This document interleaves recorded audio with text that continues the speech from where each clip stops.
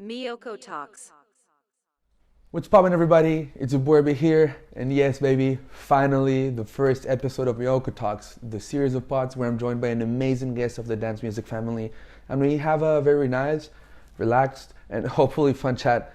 For the first episode, I was joined by Rayner, a.k.a. Oliver R, a.k.a. 1/3 of your favorite threesome of DJs, Felon 5. We met like 3 months ago at Fabric or Night Hills, but he was playing Fabric for Infuse. And yeah, before they kicked him out for wearing an Arsenal jersey, we connected. And at the time, I was developing the pod, so I was like, you know what? Fuck it, let's have him on. He seemed like a very nice guy, and to be honest, I love the music, so why not? And we did it. It went amazing. You smashed it, Brody. We talked about his career, his upbringing in music, touring with his brothers Charlie and Jhoebi as Felon 5, releasing music, all the struggles that a DJ has. To be honest, that was really insightful for me as well. And overall, it was a really, really nice, relaxed chat about his life and in general. So hopefully you'll enjoy it. But before I let you go, big love, my boy. And yeah, you can find him this weekend at the Pickle Factory, where he's going to be celebrating Bizarre Tracks' birthday. And then he's also playing at the annual marathon for Half Baked, which is going to be fucking amazing, with John Dimas, Voigtman, Cecilio, and an amazing roster of DJs. So yeah, hopefully you like the pod, and yeah, let's keep it rolling. How are you, man? Good, man. Thank you. Thanks for having us. No, it is. Me. It is. It's the same, three of us. No, it's a pleasure, man. This is the first time you do something like this, right? Yeah. So, a bit like Nervous? not nervous, just don't know how to act. Just be chilling, man. And honestly, we're just gonna talk about your life, all the hangovers, funny stories. So, I just wanna go. What is it like at this moment in your career right now? Fun, a lot of fun. It's kind of it's new, so everything's always kind of like progressing. It's happened quite quickly, but also feels like it's been going on forever. But also, it's also happening overnight. So it's you're always kind of learning, especially with learning things with like the travelling, like getting over that. Obviously, learning playing. Every city's different. Every city has a different vibe. Obviously, playing different set times, playing different venues, knowing what works in a big room and what works in a smaller room. Yeah. So you're always learning. I would say it's quite educational at this point. That's the word to sum it up for me, is educational for sure. Have you read any books? Like, since we're talking about education? Yeah. Well, not many. I'm not much of a reader. But, Fair enough. There's a few books I have read. There's one from Harold Heath which is really relatable, especially when you're reading it. It's called From Unknown DJ to Small Time DJ. Yeah. Which is it's like I said, it's very relatable. So it's kind of, it talks a lot about kind of being on. I feel like at the moment it's kind of where I am at the moment. You're on the cusp, and I guess with his career, he never really got to that point of being. Yeah. Really being. But there's a lot of good stories in it, and yeah, so that's a great book if you want to read a good book, especially with what we do and to relate to it for sure. And I mean, I'm pretty sure, like, you know, I think like when it comes to, let's say, like the commercial value of DJs, right? Which is basically like sort of like the stage you are, not musically necessarily, because I feel like there's people that can be musically very good, but they're not yet in there in terms of bookings and all this stuff. So you know, when it comes to this moment where you guys are, like, you know, as Felon 5, in general, what is the thing you enjoy the most? I guess being with the boys, just travelling around, and I'm with my two best mates. Yeah. Like I've known my whole life, so my brothers really, and we just, and not just them. Like there's been a lot of gigs recently where we've done it with B Love. Yeah.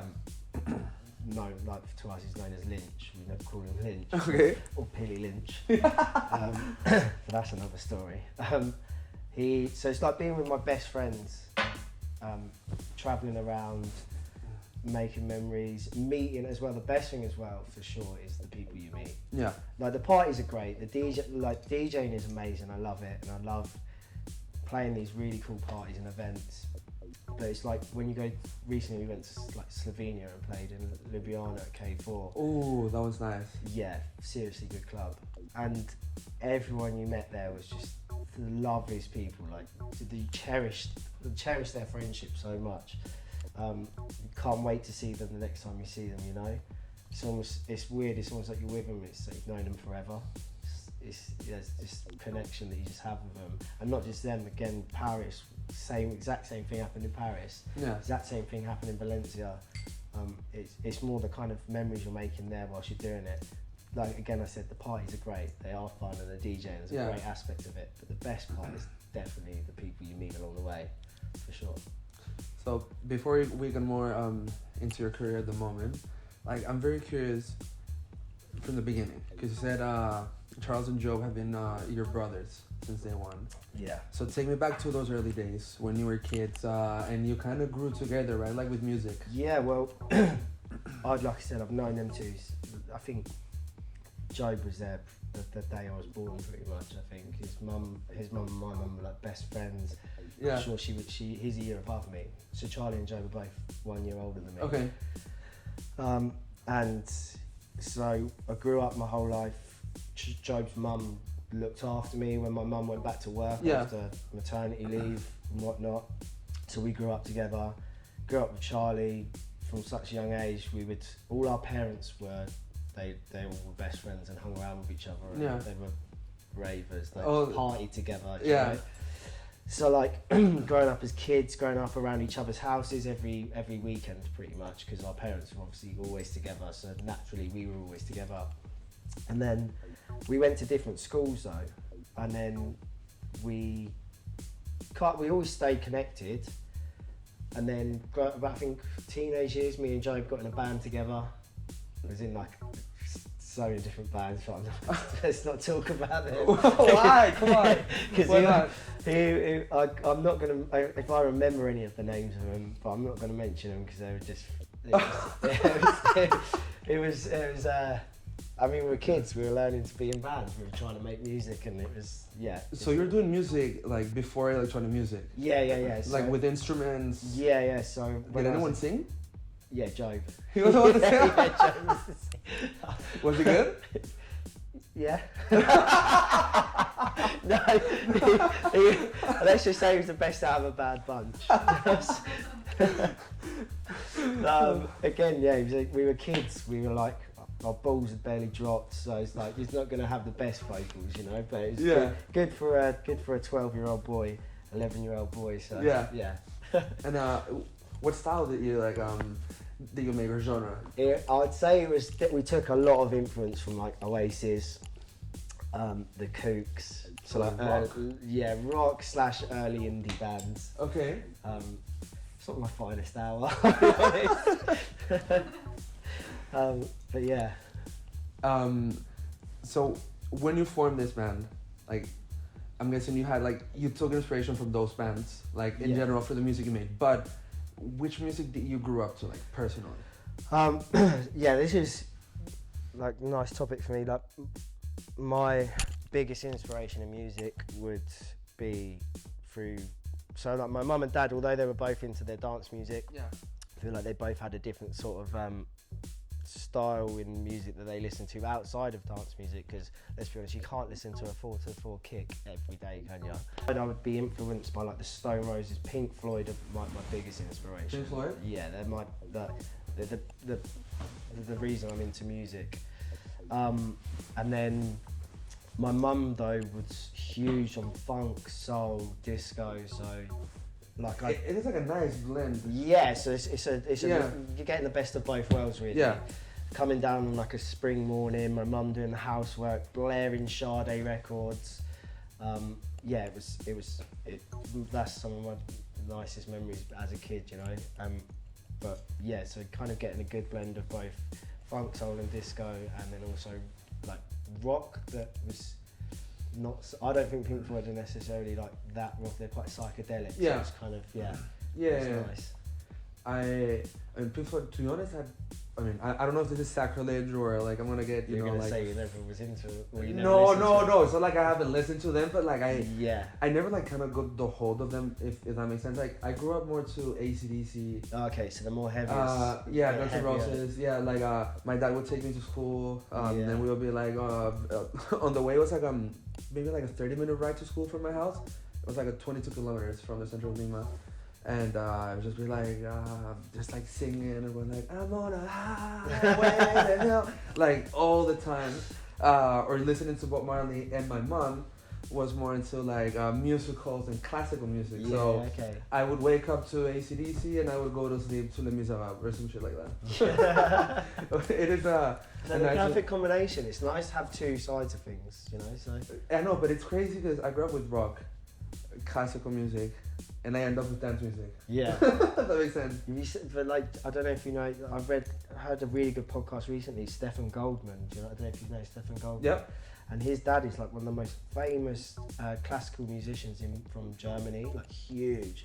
And then he ended up just being like real kind of dance music based. And apparently, I think he says like a funny line in the podcast where it's like his dad was never really enjoyed what he was doing, but he was still doing something musical. So Dude, my parents, when I play like electronic music, like before I did the parties, when I played electronic music, they were like, Lorenzo, can you please turn down the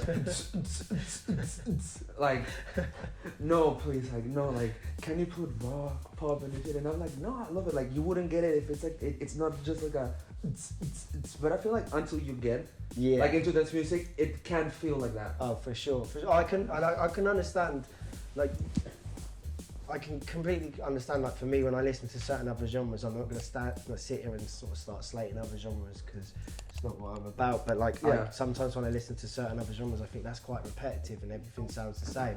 But then, obviously, people who don't like dance music would say the exact same, and I can completely understand why they do. It's like you said, if once you get it, once you feel it, you're hooked and you kind of... Yeah, you hear all these different things. You hear more than just the kick and a hat. Of course. And then, like, for example, like, there's always something that gets you in, right? Like, there's always a track that you listen to when you're a kid and you're just dancing like, because that's the only movement you can do while you're dancing. Because like it's, I mean, I don't know. I was just shy when I began dancing, like dance music. Like, I was a little bit shy in terms of moves. Like right now, like, I don't fucking care how the fuck I'm dancing, but you know, like, there's always this track that moves you. But you know, you had Pink Floyd, you had all these influences, and then you had the band with the boys. Yeah. And then you sort of grow up. When do you move to East London from Bracknell? Oh fuck! Like, so I travelled for like 4 years. I left where I grew up. And went to Thailand for 2 years. Well, I went travelling. I went to Vietnam. Really? Then got to Thailand and ended up getting stuck there, just DJing. I ended up getting this gig where I was just playing sort of like funk and soul and disco music because that's like my background. I used to like dig for loads of stuff. At this really lovely resort. And it was during like a high season period, so they were like, do you want to stay? We'll give you a room, blah, blah, blah, we'll give you all this.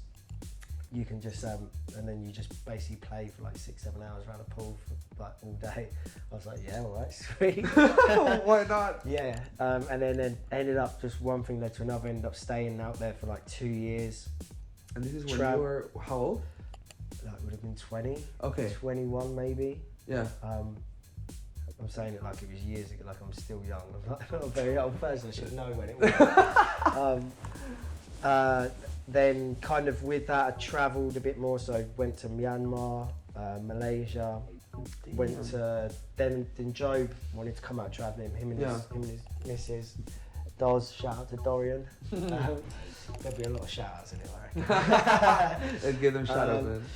They wanted to come out and travel, so they come and met me in Thailand. We went to India, and then Nepal. Stayed in Nepal for a few weeks, and went back to India for about 6-7 months. I think it was 6 months maybe, and then just stayed. We travelled most of India, and then went to Goa, and then got stuck in Goa DJing again, which was fun. Goa's amazing. Yeah, it's such a beautiful spot. Yeah. And then then went to New Zealand, stayed there for a year. Then when I was in New Zealand, I got to New Zealand with like £100 in my account. Like, I had no money. Like, I was like any cash. Luckily, I had family there.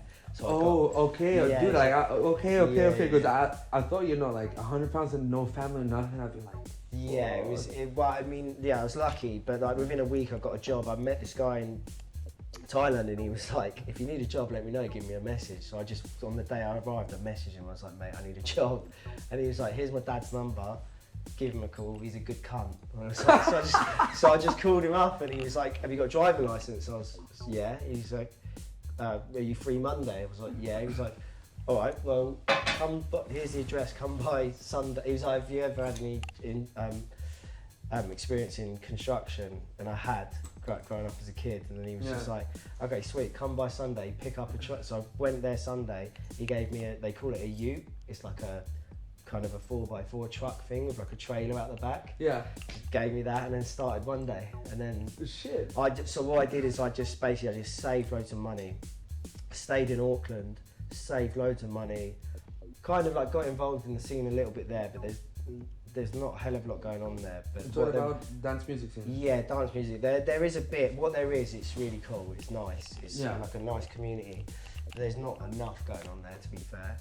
And then obviously always in touch with like my friends and the boys, and we were always talking, and we'd always talked for years about starting this project, about starting a label. So I think I saved about £7,000, and it was kind of, I could use this money and travel the rest of New Zealand, or I could come home and put all this money into a studio, into like buying more records. Like basically investing in your career. Well, that's it, exactly. And I think like I've been away for at that point for like 4 years, and I was like, it makes sense to go home. I haven't seen my friends, I haven't seen my family in 4 years. Go home, focus on music, and just really smash it out. And that's what happened. Got home. Whilst I was in New Zealand, I was buying loads of studio equipment, getting it sent to Jhoebi. Jhoebi just like moved back to London. Okay. Getting it all sent to Jhoebi. And then we just started the studio at home. I moved in with Jhoebi. Me and Charlie both moved in with Jhoebi in London.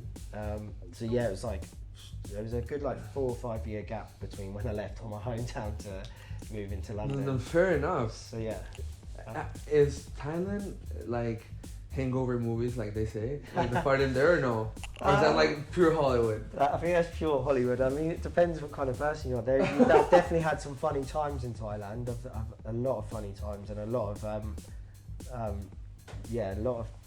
similarities, but nothing to the point where I'm waking up on like a no. I've got a missing finger and a tattoo on my face. But I suppose that depends on what kind of person you are. I hope my head's screwed on a bit more than that. But yeah, it's a beautiful country though, man, and the food is insane. Really? It's so good, man. I love spicy food, and they know how to do spicy food. Oh, I cannot take sriracha, man. I come from Peru. We have so many chili peppers, and I can't. Okay. Like, I cannot take sriracha, man. Nothing. Really? No, I'm a real pussy when it comes to like when it comes to spices. I'm the opposite. I fucking love this stuff. You know what? Like for me, it's painful. You know the spot in Brick Lane, near Rough Trade.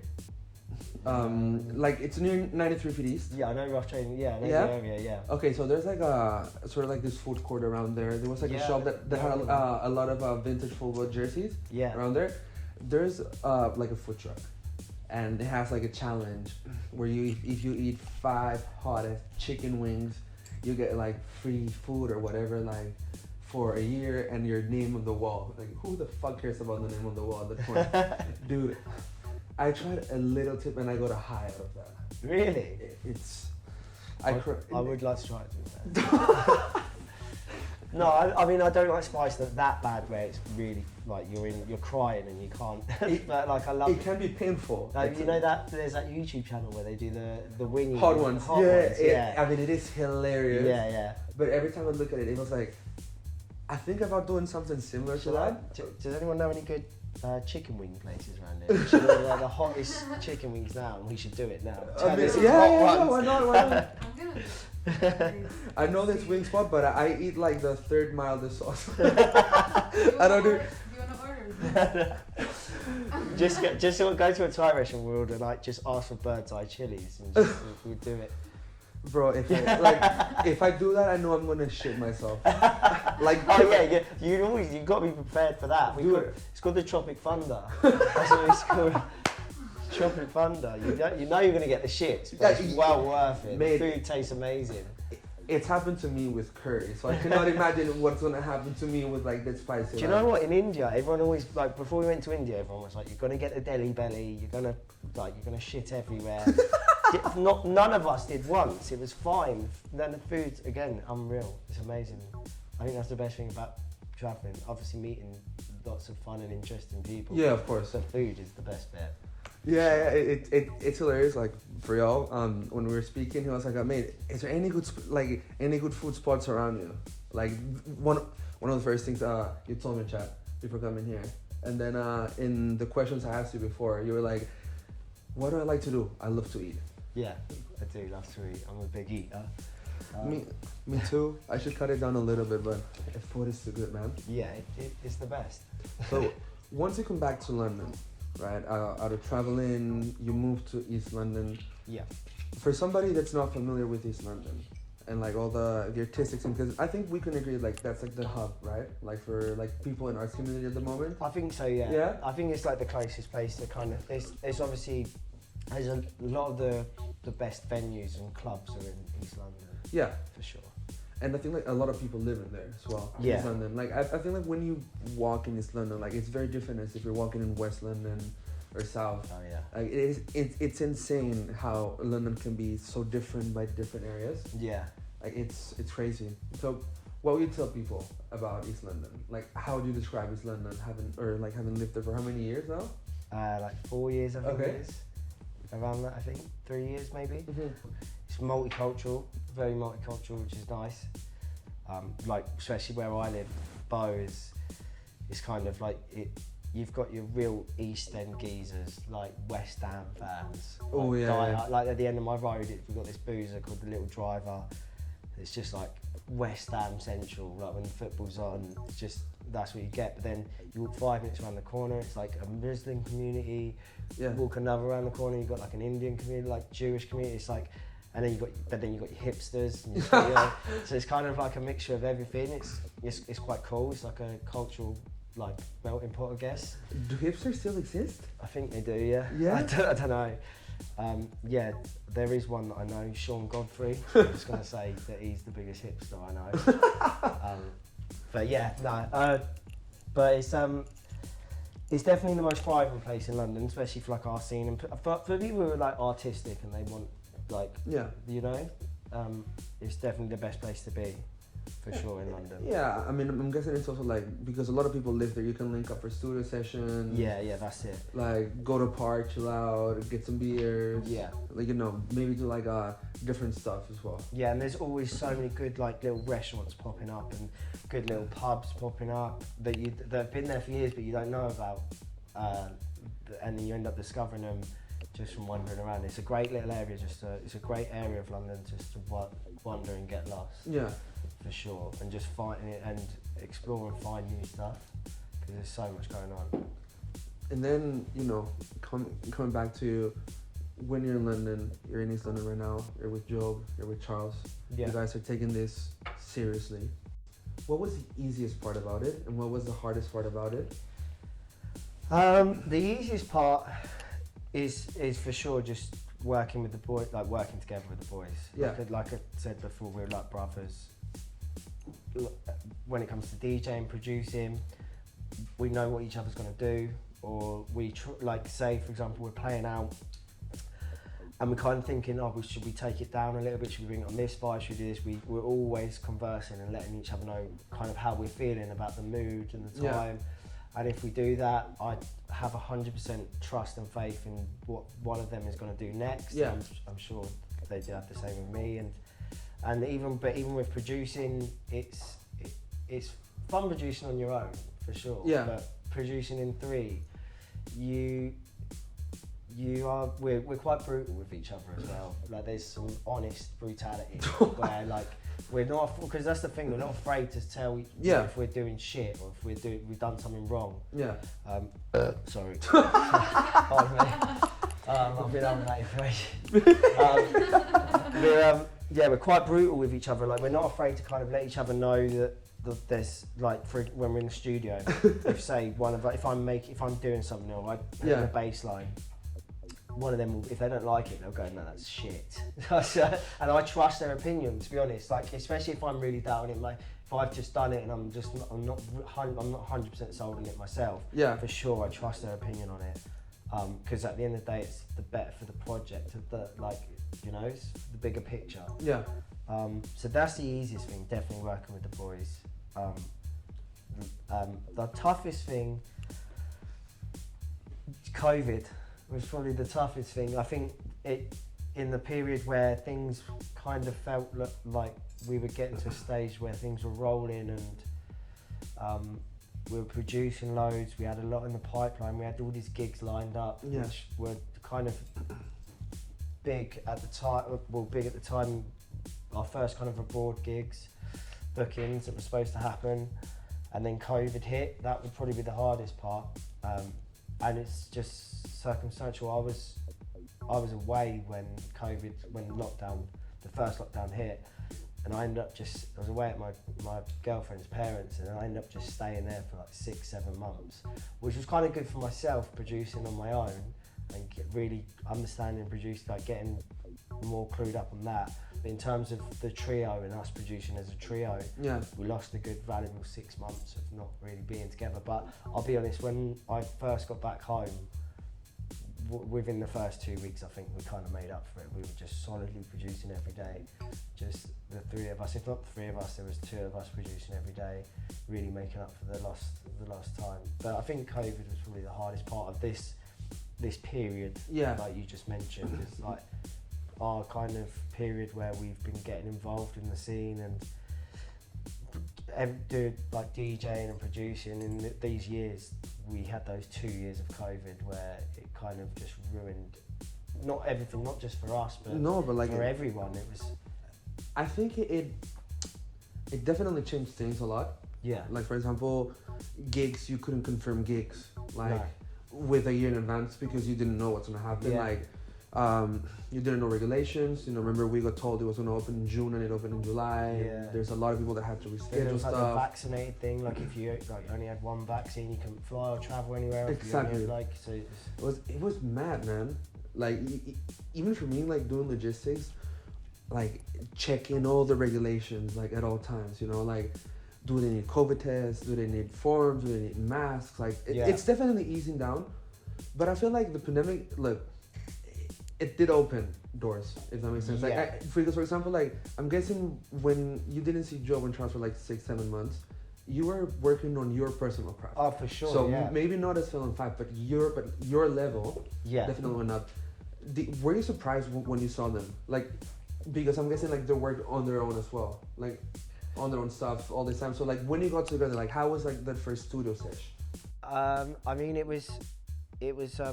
We were always talking, obviously, like every day we were chatting and speaking. So like, and we were always keeping up to date with what each other's doing, sending each other stuff. So it was kind of, we were always keeping on top of on tabs with each other and knowing kind of where we're at. Yeah.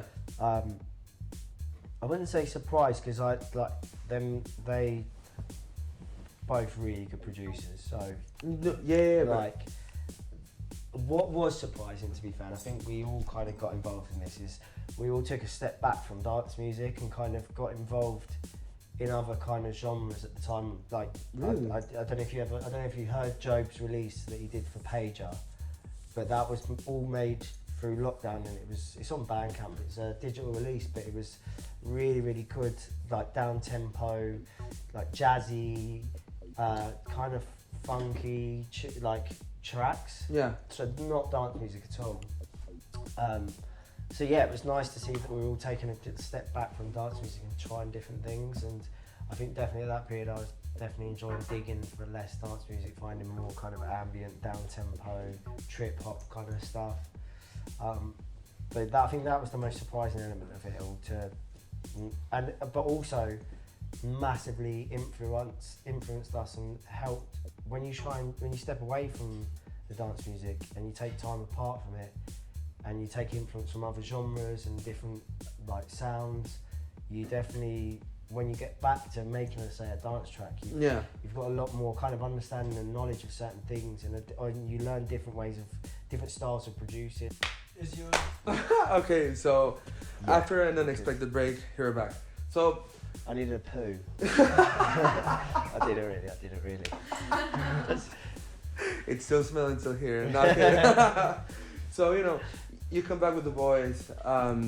You were listening to that type of music. You implemented this into it. You know, about your sound, I love it. It's very video gamey to me, and I love that fucking vibe. And I remember, because, like I was telling you, I found you boys because of Brucey Bonus. I think that's yeah. On the VFR Safe Club recently. No, that was Low Money, Brucey Bonus was. Really? Yeah. Oh yeah, you're right. I don't know. I'm not talking about. That's where Dumble.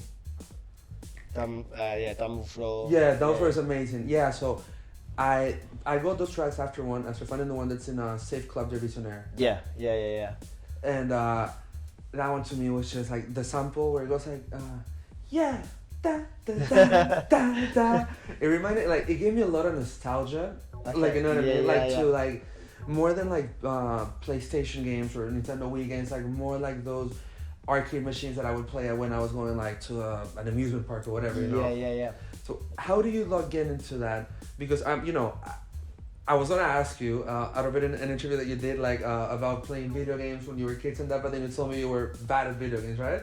Yeah, I was awful at video games, to be honest. But I would say, so we took a lot of influence from that, but also you can't, just because I was terrible at video games, it didn't mean I wasn't into them. Like, I used to enjoy like sitting there watching like the rest of them play them, but as well, they've got a lot of interesting and fun, wacky sounds, and it was quite nice finding these samples. So especially there's a lot of these video games were produced by old Japanese producers, and they make a lot of cool. I think there's a lot of I think it's like Donkey Kong and stuff like that, or like even like there's a lot of the kind of Mario franchise stuff. Yeah. Where if they had these soundtracks and they were always like really, I think they were like 140 BPM, they're like pumping. But really? There was elements of the tracks that you'd listen to and you'd go, fuck, that's really cool. Yeah. And you could buy the CDs, obviously on Discogs, and you get that and sample little bits from that, or take inspiration from it anyway, at least. You bought the CDs? Yeah, you'd get certain CDs, any ones that you could get. You would get and CDs, like the... Yeah, like a CD. Really? Yeah. Of like the album of like the game or whatever. Yeah. But you could take samples from it, or even just if you didn't buy it, you would take inspiration from it. So you'd hear a certain sound and you'd be like, right, I need to replicate that sound and put that in a dance track, because there's like fun elements to each kind of. It's super fun. Yeah. Like it's, I don't know, like, you know, like when you listen to say, like when people listen to like this sort of progressive melodic techno-ish vibe, that's one of the ones Televised and that, like I don't really vibe with that sound. Like, I don't think there's nothing wrong with it. It's just it doesn't move me. But I saw Televised and I understood why. Like they create this sort of big moment, and it's like there's sort of epic vibes. Yeah. Like, you know what I mean? Like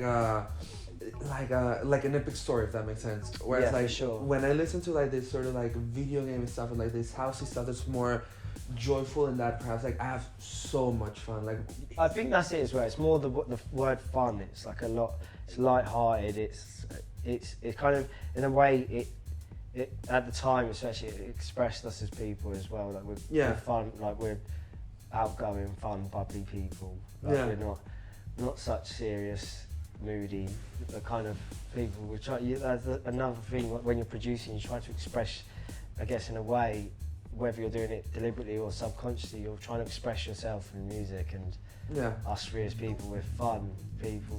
Like I think we mentioned it in our last interview, where we never took we never took Fair and Five to begin with as a real serious.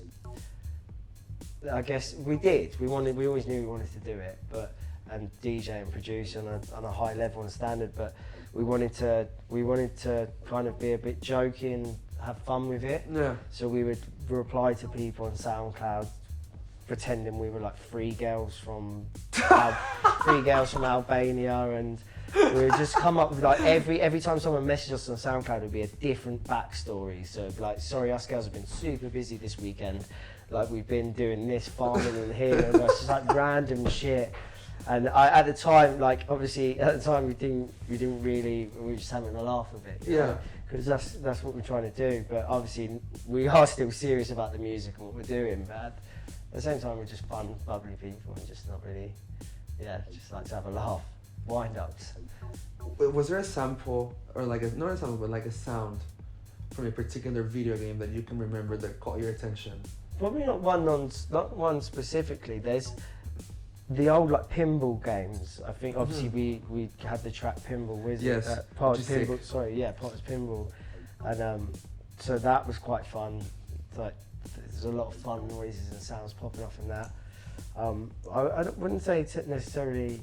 I mean, you grew up as a kid, you were always around video games. Like, whether you were playing them, really good at them, or really shit at them, like I was, or kind of just watching other friends playing them. You always. So I guess you was always kind of maybe subconsciously taking influence from all these sounds. And like I said, there's a lot of video games back in the 90s where their soundtracks were fucking sick. Like, these like producers just banging out all these tunes for like. It was more during. Do you remember when you used to play a video game and you used to get a hold menu and you choose whether you wanted to? It was more like the music that was playing over that. There was always like there'd always be like a really pumping, funky tune over it. And there's also like very interesting like sort of haptics as well. Like when you go like, for example, when you're selecting the character and it sounds like little sounds like that. Exactly. And you can take like really good, like you can take input from that. But I think also as well, I guess. A lot of some of the machines we have in the studio, we've got a lot of good sample packs which you load onto the machines that had a lot of these cool, fun sounds in them as well. So it was kind of just going through that and picking out bits from that, and it's endless fun. It's crazy. Like, I don't know if you saw, but vinyl recently vinyl sales overpassed physical video game sales. Like, do you know really? That? Yeah. Really? Which is insane. I mean, I don't know. It doesn't. I don't know if that surprises me or not. I guess, over video game sales, actually, it does for sure surprise me. I mean, me too. But I think it's the fact that people are, like video games are going more to like this digital, like platforms, and obviously music as well, 100%. And it did in Snapster and then onto what it is right now, streaming. But I feel like where the sort of sound is going and what's sort of like cool right now, it's like playing records. Again. Like, you know what I mean? Yeah. I think like it's quite surprising, but it's quite nice to hear, because to me that says that rather than kids growing up being locked into like video games, maybe there's people who just actually from a young age getting influenced by records and music. Dude, right now, like when you see kids, like you see them being machines with phones. Exactly. Like I'm pretty sure there's a 5-year-old that knows how to operate this shit better than me. Yeah, for sure. Like, definitely for me. Like I just wouldn't be surprised. But because I remember like when I grew up, it was like toys. I watched a lot of WWE wrestling, so I had like all the toys, like The Undertaker and all this stuff. And right now, like video games was more when I was like 12 maybe. 10 or so. See, I was lucky. I mean, I grew up in that era where it was video games were becoming weird, like the PlayStation 1. And like the best game you had was Lara Croft Tomb Raider. Did you ever used to play that and you used to lock the old man in you never played that game, and he used to like shake, like he was shaking the drinks. You used to lock him in the fridge. Like that was the best part of gaming for me. And then FIFA, but I guess I grew up in this era where this was before the mobile phone era, so I was lucky enough to grow up being introduced to like playing the musical instrument rather than having a phone thrown, like giving a phone and saying keep yourself occupied with that. So I was lucky to kind of grow up in a certain era, like, away from video games. And I feel like I was definitely a gamer as a kid. Like I loved it. I think I started going now when I was like 15 or 16, like a little bit late. So I would love my Call of Duty, FIFA. I mean, I had my years on Call of Duty as well. But like, do you remember we used to play as clans? Yes, it was sick. I was in this clan as a kid, and they fucking, like I said to you earlier, I was awful at video games. Yeah. And I, like my mates, I'd always finish the bottom of the table, like no kills, so like 100, like 20 deaths or something like that. I was the worst in the group. I was kicked out, obviously. Like, and that's when I thought, do you know what, I better stop playing games and like try to do something that I actually really love and could be quite good at. That was me in multiplayer, but I rocked it out in zombies. I was so good in zombies. I was so good, like Easter egg, boom, I got it, like face up. But you know, just like generations change, you know, we grew up, I think, more with more toys than, you know, kids nowadays. Music does as well. A lot. From the soundtracks and video games to right now, this sort of weird era where, like, you know, like, I don't know if you think the same, but for me, there's a little like nostalgia in the song right now. Like, there's sort of like 90s house vibe, and electro is like sort of coming back. You know, it's changed a lot from like, say, mid 2000s techno to minimal in 2010s. Yeah. Then tech house with Jamie Jones and Hot Creations. Then, you know, Fuse, which we'll talk about in a little bit. And then now there's sort of like kind of weird sound, you know, like, you know what I mean? I think it's just people being a bit more experimental and also trying to find little pockets within the dance music that other people haven't found yet, I guess. So it's just a kind of just in this experimental stage, especially as well. Like, you imagine, we had 2 years almost 2 years where the world just didn't party and stopped. So you imagine in that 2 years you just had people just digging relentlessly every day for new music, different sounds, and I feel like that takes a lot, like it took a lot of influence from that pause from partying, people, I guess, finding their sound, realising what or being educated in some other sounds within dance music, you know. So, and I feel like we're in a stage now where people are just, they're getting to express that 2 years that they had locked away, just finding something new or finding their own individuality, and now being at a stage where they can just express it. I think that's where we're kind of at the moment. It's crazy, man. Like, DJs are the new rock stars, like, right now. But it is insane because, like, you know, EDM is falling down at this point. You're good. But you know, like, it's falling down, and sort of like this, you know, Fisher is like the new, like king in terms of like commercial value, right? Yeah. And you know what? For anyone that like shits on him and that, I don't like the music at all, but he's good at something, like, to be there, like the social media game, like the character he has. Though I don't like the music, like, but marketable. Like, he's marketable, but I can appreciate, because I think, like, you know, people sometimes don't understand like all the things that it takes to be a DJ, which is not only spinning like the records. You know what I mean? Yeah. So it's insane. Yeah, I mean, I get it. Like, if you, that's kind of, and as well as if he's enjoying it as well, that's all that matters. That's all we do it for. If, exactly. Like, if he loves that music and he enjoys playing that music, and that's what he wants to do, then let them do what they want to do. Like, let's not stand there and, like, you might not enjoy the music, but let's not stand there and slate it. It's like, let them, if they're loving it and they're enjoying it, crack on. Like, you know. Everyone has a beginning with music, right? Like, for me, it was Hot Nature. Yeah. Like, it was that, but Hot Nature to me was, it's weird enough that you talked about trip hop, that you were listening to trip hop. Because, you know, trip hop is basically what, kind of like electronic music for the house, like after Margaret Thatcher closes everything. And I feel like Hot Nature was sort of an experiment for that. Like, I don't think those are tracks you play on a rave or at a party, but I think the tracks you play them more in your house to chill down. Yeah, for sure, man. Again, when I grew up, it was a similar thing. We listened to like a lot of the Hot Creations, the Hot Nature stuff was kind of, a lot of their tunes is kind of soundtracks to my summers, like being like 14, 15. Crazy, right? There's so many of their tunes that were just soundtracks to my kind of teenage years growing up. It was. Which was your favorite from them? From Hot Nature? Fuck, I haven't listened to them for so long. I can't even remember any of the names. I'll be honest, man. For me, it's Isis, definitely. Yeah, that was such a lovely tune. That's sort of Arabic scale, and then the vocals are so on the sexy. edit, cue Isis now. Just like play it over the top. I'm joking. I would, but copyright, bro. If not, we're done. But if you haven't listened, should we just do our own version now? Should we just do our own rendition now? We could. No. What about an edit though? Of Isis. Yeah, I could do it. I guess. Do you want to see an edit from Isis? Let us know in the comments. But no, it's what you said is very important. Like, I think in the end of the day, it's all for people to have fun, right? Like, for us, for example, as promoters in Lima, we've only done one party so far. We have 3 more this year. But for us, seeing people, like, we lost money being the first party, and that's super normal. Like, for anyone that's thinking of doing parties, it's super normal to lose money in the first party. But it's super normal to lose money on every party.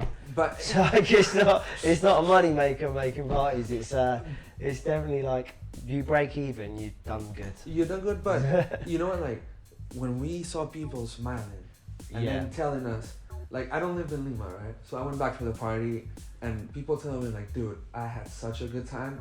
I don't think I've ever had like that, sort of like that sensation, like, in that many times in my life. Yeah. Because like, it's people genuinely telling me, like, I had a very good time. There's cons as well that will tell you, like, oh, this was shit and that, and every critique is well done.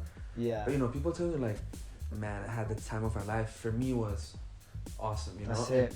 And as a DJ, like, when you see people smiling in the dance floor, like, pumping fists, not the annoying fans, but the ones that are respectful and like, cheer you up, like, gas you up, like, they put the gun to the top and they go like this.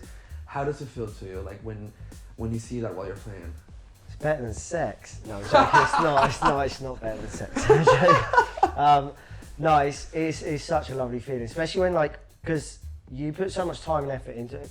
Especially if you're playing your own track, for example, that's an amazing feeling when you hear people reacting and you see them smiling, throwing their hands up, whooping, doing the wolf whistle. I can't do it. I'm fucking useless at it. I've tried for years, but I can't. Me neither. Yeah. I can. Charlie's amazing at it. He's our designated whistler. I'll like grab him. I'm like, whistle now, whistle. Like, this tune deserves a whistle. But yeah, when you see people like vibing to the tracks, it's I don't know. It's a feeling that you can't really explain. It's a buzz that you get, and it definitely is like what spurs you to carry on doing it. And so, what is it being a DJ for you? Like, I know it's a very philosophical question, but like, don't trip too much. I think it's different for me because obviously, predominantly I DJ in a trio. Yeah. So for me, it's being with the boys. It's like my best friends, just playing music that I love. For influencing people as well. Is that a good word, influencing? Yeah. In 2022, everyone's an influencer. But it's like, kind of, for me, like the first parties that I went to, I just remember like Sven Bay, for example, watching Sven Bay from Amnesia, watching him pick out a record, and I've watched him do that, and it made me listen to the stuff he was playing, and it influenced me. It made me like, as soon as I got home from Ibiza, I was like, buying a set of turntables. So for me, it's like, if you can you get people within the crowd who have never really listened to your kind of style before, and you can change their idea on it or influence them into getting involved in it. There's a couple who are good friends of ours now, and I was with them on Saturday, and they come to our first ever Bizarre Tracks party, and I was chatting to them on Saturday. We was at the Boat Live, and we did our first ever after party there, and we were there on Saturday. It was quite nostalgic being in there. It was like, although they've docked it up now down in Hackney Wick, and he was like, mate, the first ever party we come to was your Bizarre party, and the after party was on this boat, and he was like, it just made me want to be involved in this music. And it was so lovely to hear, So I guess that's probably what it means to be a DJ, Like, it's fun, and it's a lot of fun and amazing meeting these new people, traveling all these beautiful countries, playing these wicked parties. But yeah, like, just having people turn around and say that they've been inspired by what you're doing, or I think that's it. Yeah, it's nice. It's definitely nice. Or even seeing it on the dance floor, when you see people, when it's like a real interaction with a crowd, when they're really involved. And it's beautiful. It's cool, like how you put it, because like, for example, like, there's, when you see some DJs, you don't know like what they're feeling at the moment when they end up playing, and for me, like, as a fan, like, not somebody that works in this shit, but like, as a fan, it's super nice to hear this. Yeah. Like, really, and I think I've been lucky though. Like, I've had the boys we've always been together. So you never feel alone. Not alone. I don't know. You never feel kind of. When you're behind the decks, you've got each other and you've got each other to fall back on, and you know, and you can, if say for example you're feeling like the crowd isn't as reactive, or you feel like sometimes you're not doing a good job, or something's not going right. It doesn't really ever feel like that with the boys. It's kind of like, it's nice. It's like having. Yeah, I did an interview with Trummer and Shunk, and they were saying like they love playing back to back. Yeah. Because like they say it's hard.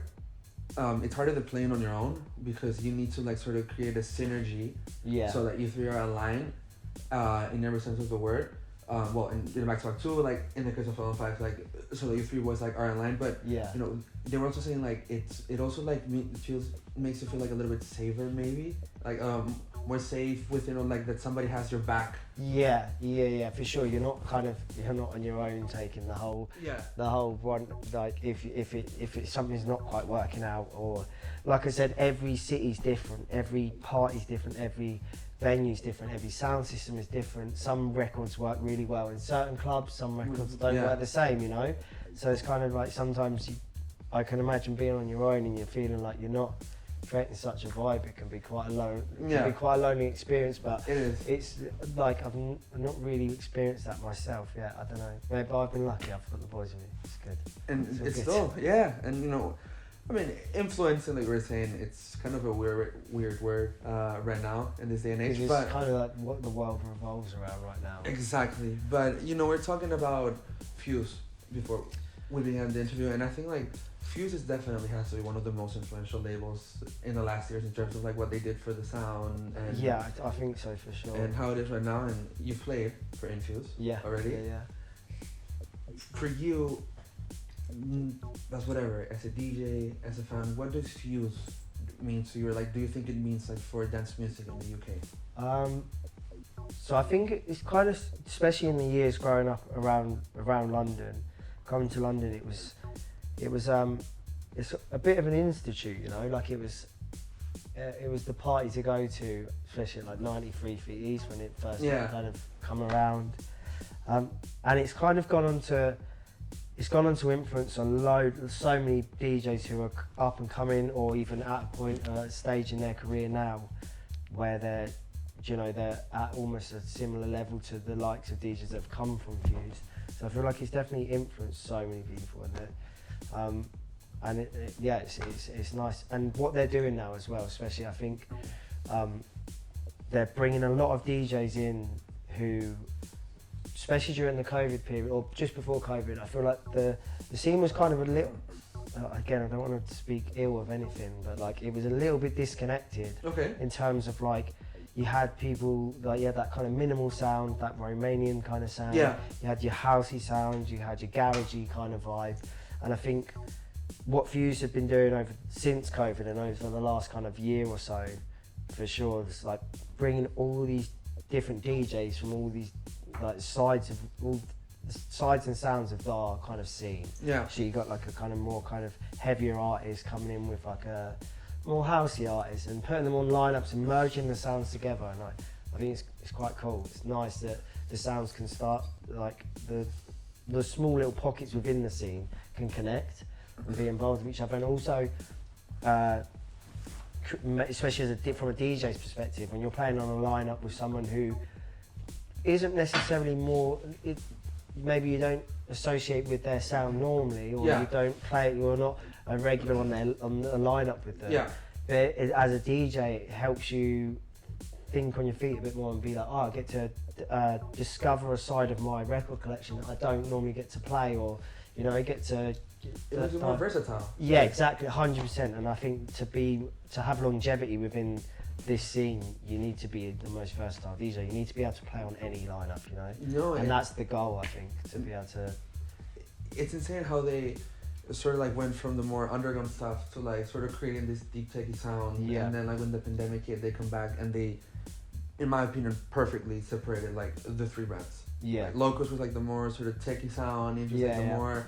I don't know if the word is experimental at this point, because I feel music, especially electronic music, it's about experimenting. Yeah. And then Fuse that kind of brings like the best of both worlds. Yeah, I think so. Yeah, I would agree on that, especially with Fuse bringing in both the best of both worlds for sure.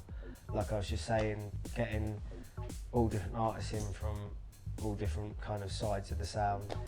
It for sure, again, makes you, like as an artist or as a DJ, it makes you discover a side of yourself that you didn't know you had, which is kind of nice. Like when they're booking Apollonia, who are an artist who for me can play on any lineup. Any lineup. Put them with any DJ and they'll big, small room, whatever you want. Yeah, exactly. They can. They're so versatile, and they're like kind of different when they play on their own.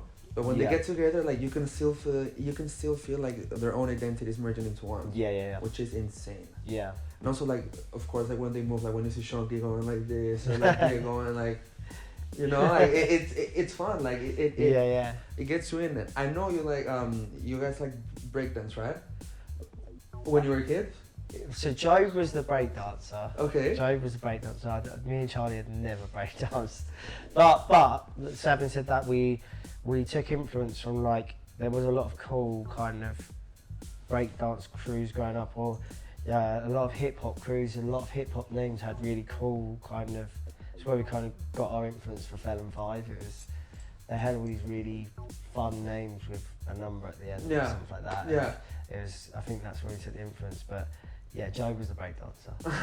Yeah. I mean, I would be eager to see some moves while you guys are playing. I'm not gonna lie. Yo, you want to see some breakdance? Yeah. Jhoebi just spinning around on his head. That would be a viral clip. Yeah. Like, local, that would be. So, you know. I think what would be more viral is if me or Charlie tried it. If Charlie tried it. When, you know, how was it playing in Fabric for them?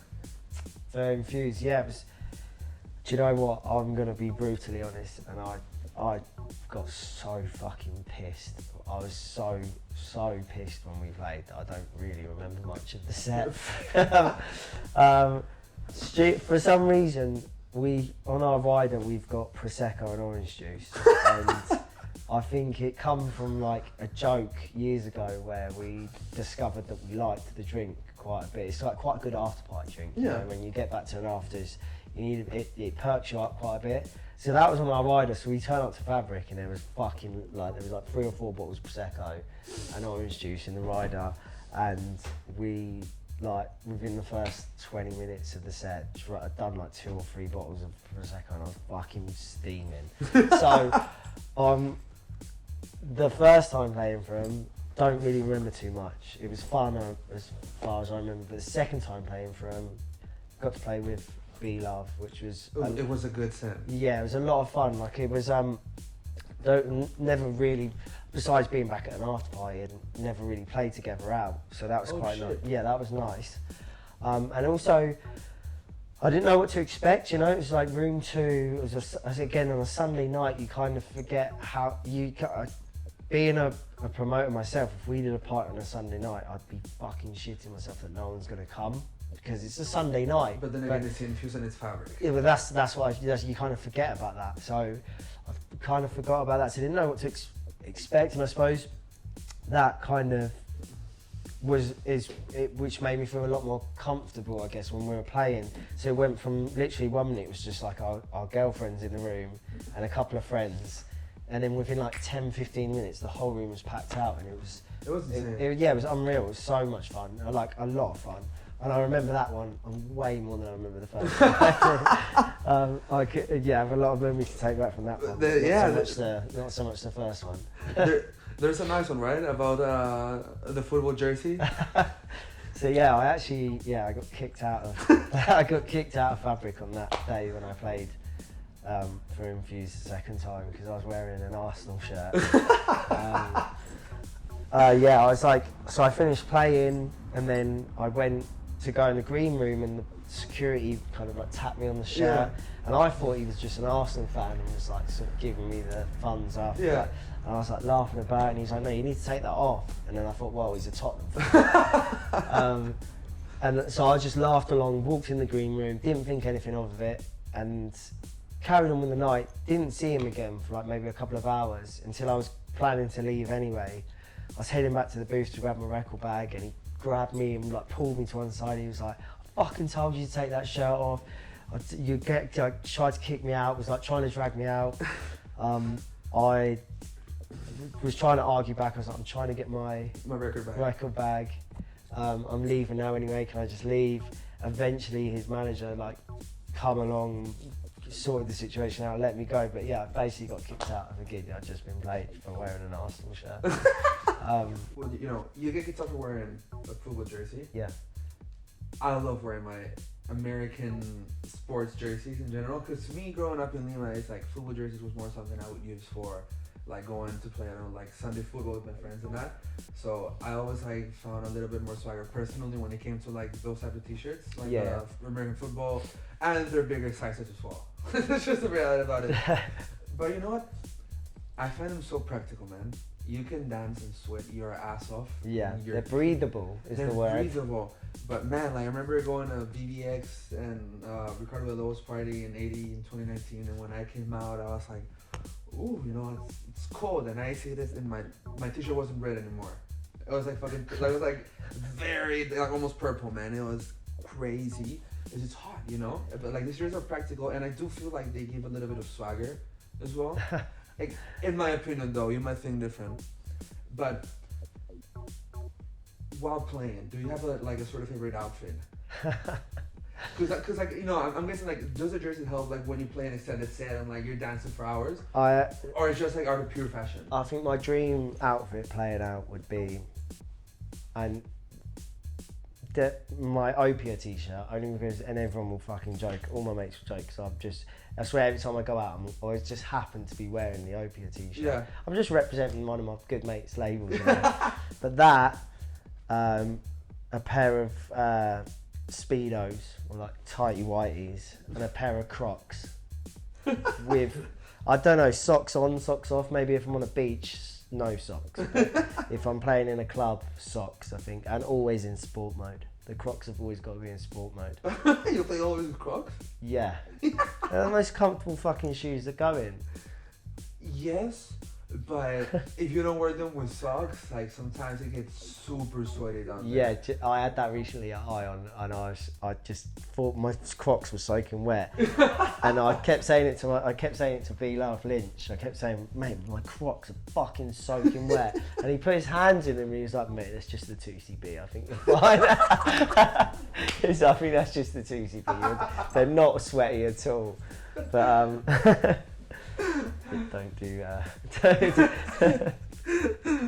But no, you know, I feel like sometimes like when you guys perform in general, like DJs, sometimes like, it gets super energetic. Like, you know what I mean? I remember seeing Traumer playing with a towel on top of the head in Onum. It was so hot in there, you know, but it was, I didn't feel in love with Albania necessarily, but like in general it was so cool going like to a place that you wouldn't imagine. Like I probably wouldn't have gone if it wasn't like for this festival or something like this. And you guys just recently played there, like you were saying, with Beloved in Ion. Yeah.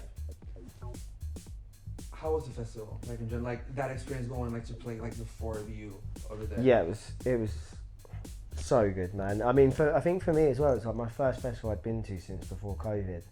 So, but it was just really well done in terms of like the way they looked after the artists. So well. I couldn't speak high enough for the way they looked after us.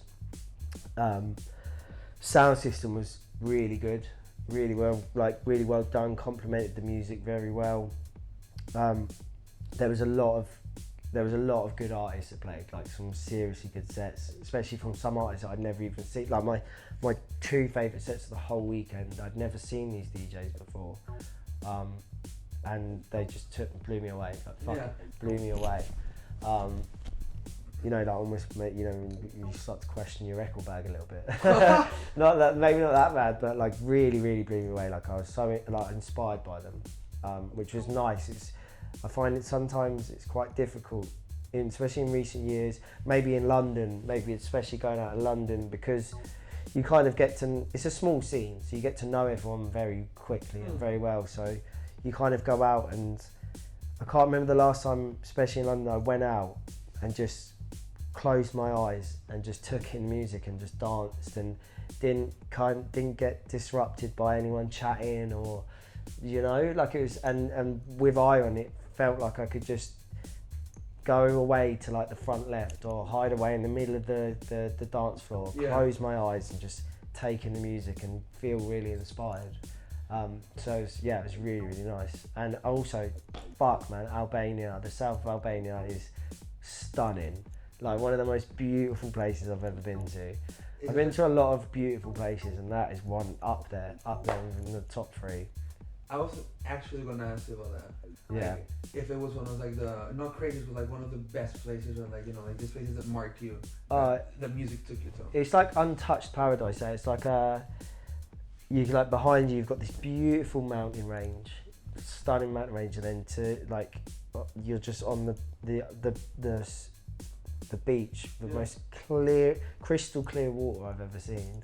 It was honestly a stunning place to do a festival, and it was done really well. Like all the stages, like there were certain beach stages, and it was kind of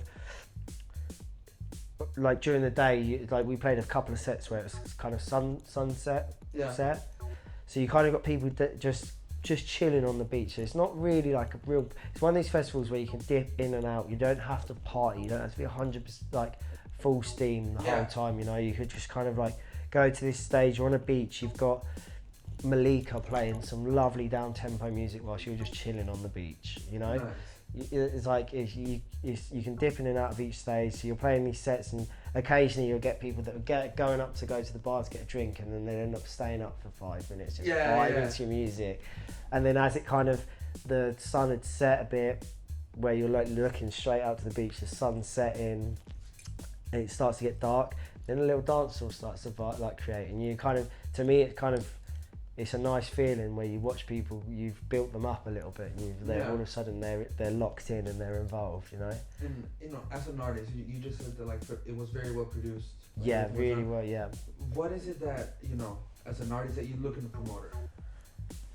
And a promoter, I guess that first of all they have to be have to get along with them. I think you have to have a connection with them for sure.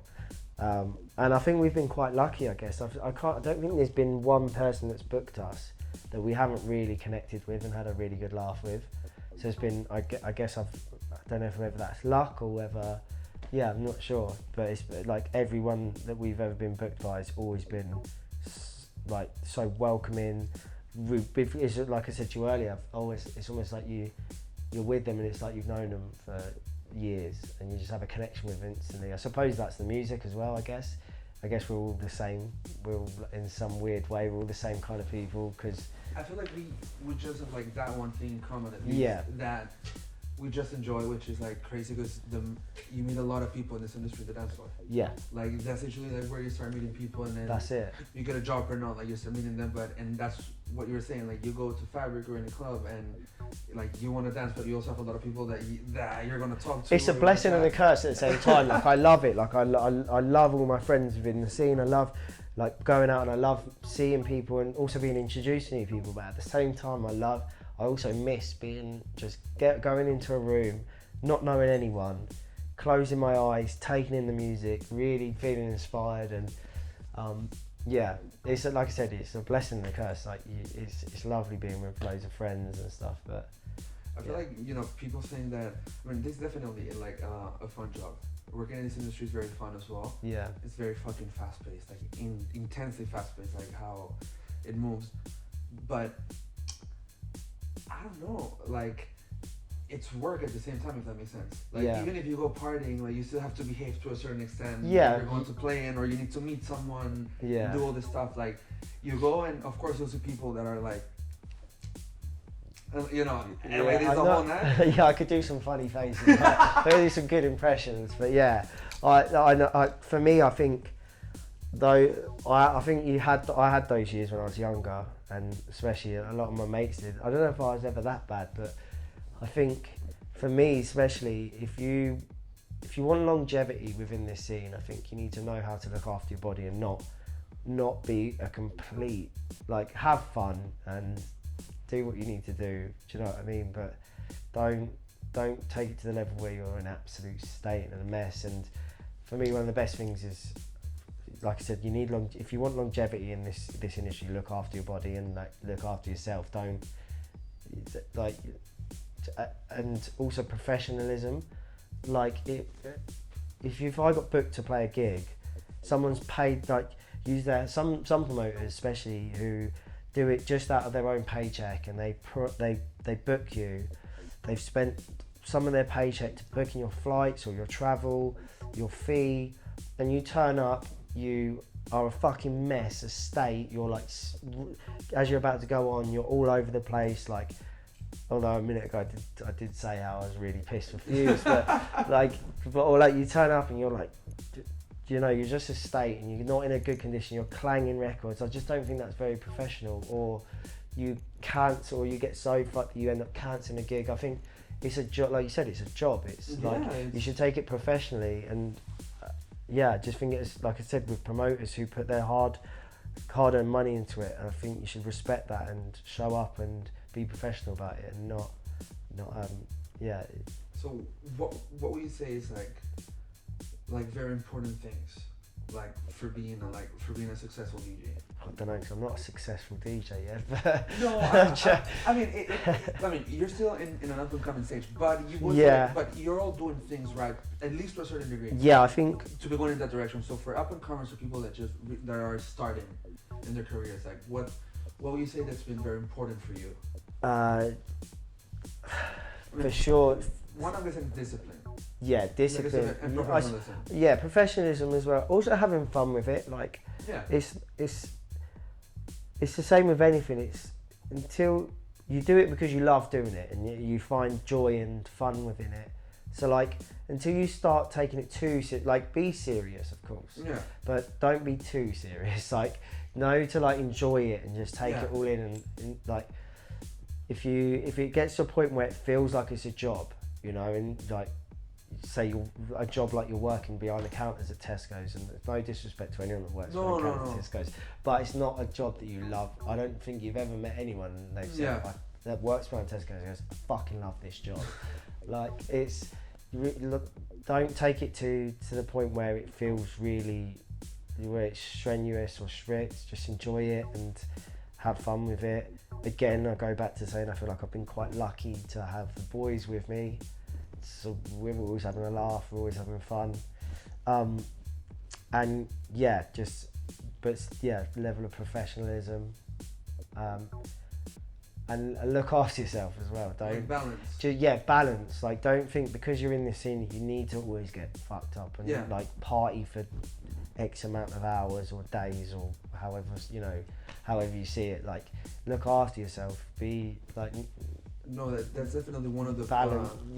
That's one of the best advices they've ever given me, and it was like, if you're getting into this shit, like, be ready to behave. Yeah. When you go out, like, it's gonna be fun. Know to say no. Do you know what I mean? Know when to say no. And exactly. Pick your battles is definitely one of the best ones. Like. Yes, exactly. Pick your battles. Like, I enjoyed off week, but I definitely didn't pick my battles. I can tell that right now. I definitely didn't pick them right, and it's a good learning curve. Like, with AD coming right now, it's something that I definitely like have to take into consideration. Yeah, like, just because there was a party this weekend you can go for sure. Doesn't mean you have to go until Sunday evening. Exactly. You know, like, enjoy the music, go just in taking the music, meet your friends, have fun, take it all in, and then come back and crack on.